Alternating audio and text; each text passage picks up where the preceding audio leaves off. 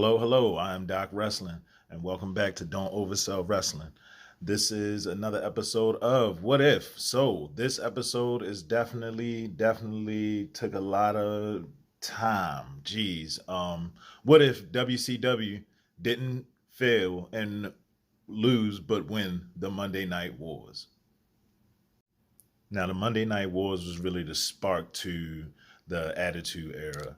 Um, WCW was a prominent company. It was a good company to go to, but at the same time, they were still doing costumes and gimmicks and zombies and wizards and stuff like that. So when they brought in Eric Bischoff and they started making the NWO, they started getting a little bit more intense.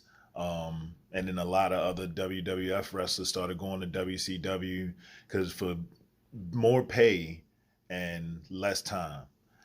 Now back then, you would have got 1,500 a year signing, and then paid throughout your matches. If you got injured, you didn't get paid. If you got family issues or whatever, there was no sick or vacation time, so you just lost out.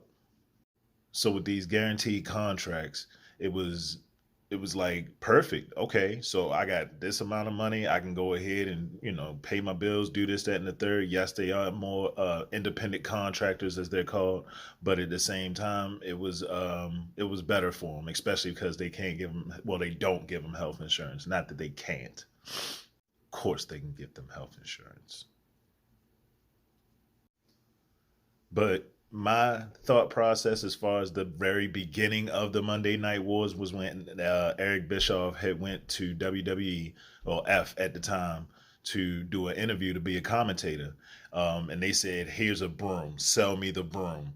And they weren't feeling how he would sell the broom, but at the same time, what does that have to do with wrestling?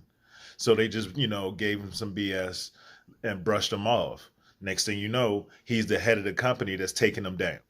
They told Mark Calloway that no one will pay to see you wrestle. Next thing you know, everybody's paying to go see WrestleMania because they know Undertaker's going to be there. Now, along with these guaranteed contracts, they had guaranteed money and guaranteed titles, and they can control whether they won and lost. And then there was the some wrestlers had a favorite nations, favorite nations. I don't know, something stupid. But what it was, if another wrestler came in and had a higher contract or got paid more money, my pay goes up now because he gets paid more. So now the wrestlers are playing the bookers. The producers can't produce. The bookers can't book because the wrestlers saying they're not going to do it because it's part of their contract saying that they don't have to do it if they don't want to do it, basically. So then you got people who are guaranteed money and not on the show. So what I'm gonna do? I'm gonna sit. Next thing you know, things start going downhill. Bischoff and Russo come in together, and it was just Judy Bagwell on the pole mess. I mean, Judy Bagwell on the forklift, but imagine if Judy Bagwell was on the pole, though. They probably would have got more ratings. And people who seemed like they weren't going absolutely anywhere were getting pushes like no other. They had put the world heavyweight title on at least 16 people a year, maybe like four a month, not even including pay-per-views. It was just, it was rough to watch, let's say that. Now, in order to change history, we got to fix a few things, right? We gotta get rid of the creative control clause in the wrestlers' contracts, because with that totally will no, that's no, we can't do that. That's no, we're not gonna have the finger poke of doom ever again. It never happened. It will never. No,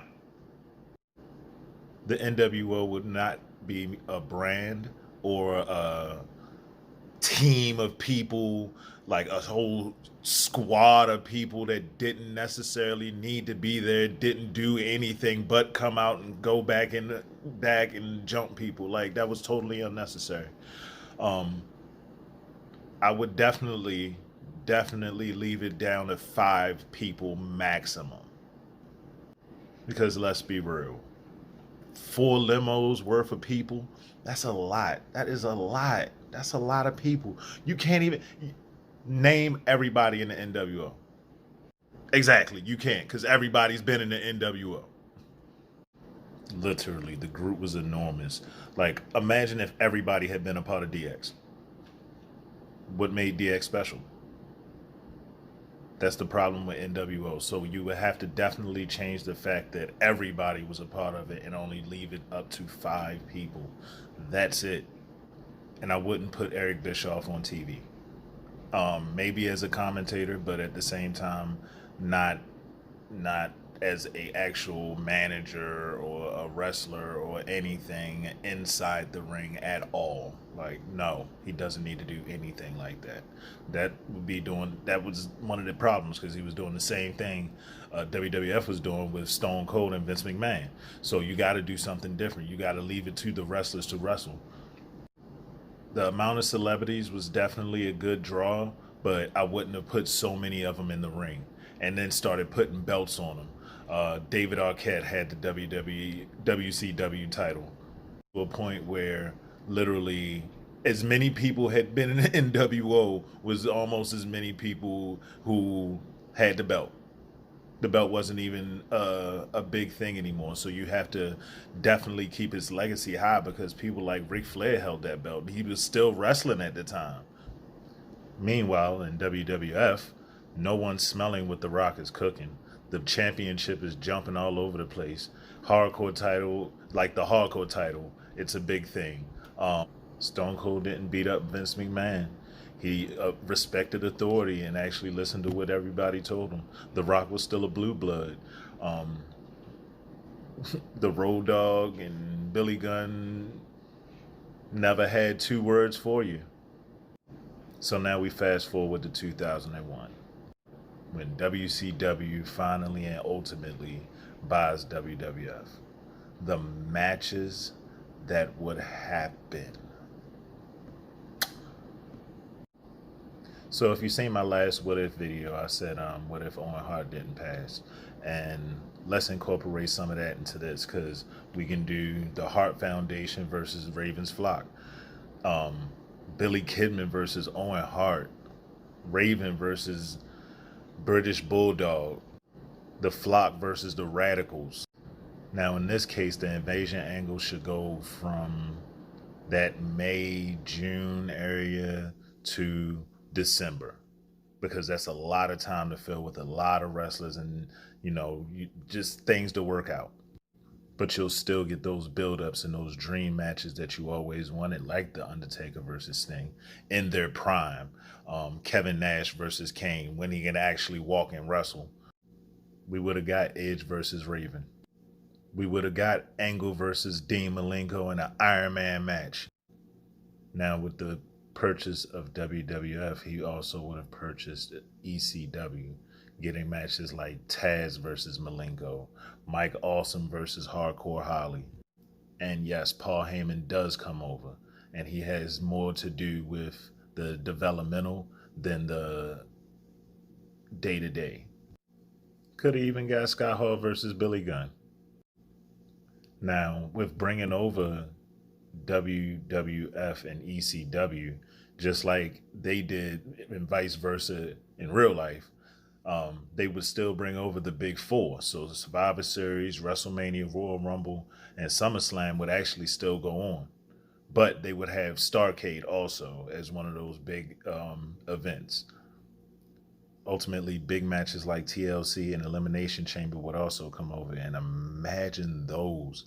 But at the same time, it would still have to be the same people, because some things in history you just don't want to change. Also, with the large plethora amounts of belts, they would have to mean something. So it couldn't be a title change every 2 weeks, regardless of the title. And some belts, just like the European Championship, the Light Heavyweight Championship, the Hardcore title, and hopefully the 24/7 title, will disappear. Now, the Royal Rumble ultimately does happen, And we get to see people like Sting in the Royal Rumble in an earlier age. You get to see Undertaker in the Royal Rumble. You get to see Brock Lesnar in the Royal Rumble. Shelton Benjamins and Charlie Haas. But let me also throw this curveball in there. If Jeff Jarrett never got fired from WCW, he wouldn't have made TNA. So with that being said, AJ Styles, Samoa Joe, and a lot of those people would already be in WCW. And then Shawn Michaels comes back to wrestling in 2002. I'll give you this. Let's think about this real quick. AJ Styles, Shawn Michaels, Booker T, Sting, Goldberg, Jeff Jarrett, Elimination Chamber. Now, instead of Raw and SmackDown, it's Nitro and Thunder. The video games, of course, would be called Nitro, and there wouldn't be no WWE 2K. It'd be WCW 2K, whatever, 14, 15, 16. Now, something to think about. It took Sting almost, 15 years before he actually came to WWE to actually wrestle. What if Triple H does the same thing? He does not go to WCW. His contract ran out. He went everywhere else. New Japan, Ring of Honor, wherever. But at the same time, he did not go to WWE for 15 years. Despite what friends and family is telling him. And yeah, he can get married to Stephanie all he wants, but at this point, what does that even mean? She would be the daughter of the person who used to own the company, who probably was one of the bad general managers and put Edge and Christian mother on a forklift match. Now, another thought process with this type of income and with Sting being the person that he is, just wanting better for the wrestling business and wrestlers, he would be making NXT with Paul Heyman. Now, the cons to it is Eddie and Benoit's situation, unfortunately, still does happen, but it brings more awareness to concussion protocol and the wellness policy that they have instilled, bringing also the PG era too. But I guess John Cena has to survive somewhere. I hate John Cena. When he wrestles, no, I can't see him. I don't know who. I don't know what's on my screen. Now, true, this could be a big con too, because a lot of people who were in WWF had already wrestled for WCW. So to even go back, it's like, I don't know, but at the same time, you're giving a guaranteed contract with a short amount of days. You don't wrestle as much. You might get smacked in the head with a chair once or twice, but it's once or twice compared to 7-8 times a week, running 3 matches, two matches a day, depending on where you were. So the invasion angle can go both ways. Everybody can come over, except Triple H. Everybody can come over, and have a really good, successful invasion throughout that time, and then start doing a draft after WrestleMania, or after Starrcade. And let's be real. Sting is winning that first Royal Rumble. We already know. He might win 3 of them, maybe 5. You never know. And ultimately, we would get a young AJ Styles versus a young Randy Orton. You would get young Jeff Jarrett and John Cena. And due to Eddie's passing, you might actually see Chavo with the title instead of Rey Mysterio.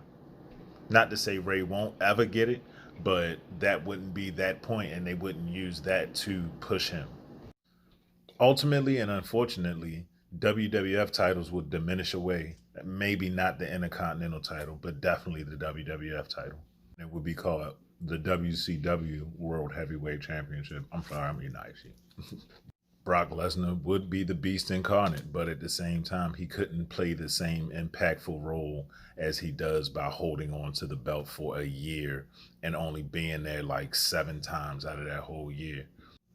John Cena definitely would be that Hulk Hogan, eat your Wheaties type of guy, but he would not be a 16-time champion, which still doesn't make any sense because how can nobody be a champion?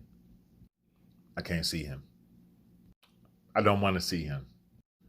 But Cody Rhodes will still end up leaving. Goldust will still not be the big star that he wants to be, and they will ultimately have their match in AEW. I am Doc Wrestling. This is Don't Oversell Wrestling. You can follow me at Facebook and Instagram at Doc DOSW and on Twitter at Doc Wrestling 1. And I want to thank everybody for subscribing, staying up on my posts, joining my group on Facebook, Don't Oversell Wrestling.